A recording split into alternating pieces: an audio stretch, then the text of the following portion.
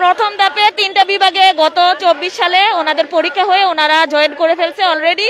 ফেব্রুয়ারিতে তাদের 1 বছর হয়ে গেছে। আর দ্বিতীয় ধাপ হচ্ছে আপনার ময়মনসিংহ, খুলনা, আর আরেকটা বিভাগ ছিল সিলেট। ওরা এই 3 বিভাগ ওরা জয়েন করে ফেলছে গত বছরের জুনে।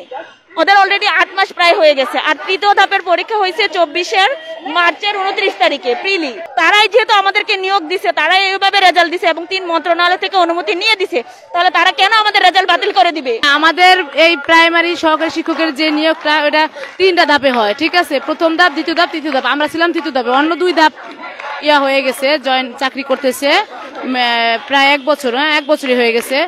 আর আমাদের ভিতরেও মানে অনেকে মানে জয়েনিং লেটার হাতে পেয়েছি, ঠিক আছে? কিন্তু আমরা জাস্ট 1 দিন আগে আমাদেরকে করা হয়। আমাদের পক্ষ থেকে একটা আপিল করা হয়, তার শুনানি এখন পর্যন্ত হয়নি। আর আমরা মোটামুটি যে আশ্বাস পেয়েছি, কিন্তু ওই আশ্বাস আমরা বহুবার পেয়েছি এই পর্যন্ত। আমরা আশ্বাসে আর বিশ্বস্ত না, ঠিক আছে? আমরা এখন মানে মাঠে নামছি, হয়তো যোগদান নয়তো মৃত্যু। গতকাল সচিবালয় থেকে আমাদেরকে 6 জন প্রতিনিধিকে ডেকে নিয়ে যাওয়া হয়েছিল, কিন্তু কোনো লিখিত আশ্বাস আমাদেরকে দেয় নাই। আমরা 7টা দিন ধরে সংসার ফেলে, বাচ্চা ফেলে এখানে এসে বসে আছি। প্রশাসন, রাষ্ট্র কি দেখতেছে না আমাদের এই কষ্ট? তারা কি বিন্দু মাত্র তাদের সহানুভূতি হয় না মেয়েদের প্রতি?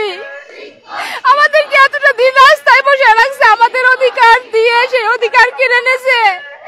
আমরা সেই অধিকার আদায়ের জন্য এখানে বসে আছি, অনশন করে বসে আছি, সংসার ফেলে বসে আছি। আমাদের 2023 সালের সার্কুলারে প্রথম ধাপ, দ্বিতীয় ধাপ চাকরি করছে, কিন্তু হাইকোর্ট থেকে 31 জন যারা চূড়ান্তভাবে সুপারিশপ্রাপ্ত হয় নাই, তারা রিট করার কারণে আমাদের 6531 জনের নিয়োগটা বাতিল করে দেওয়া হয়।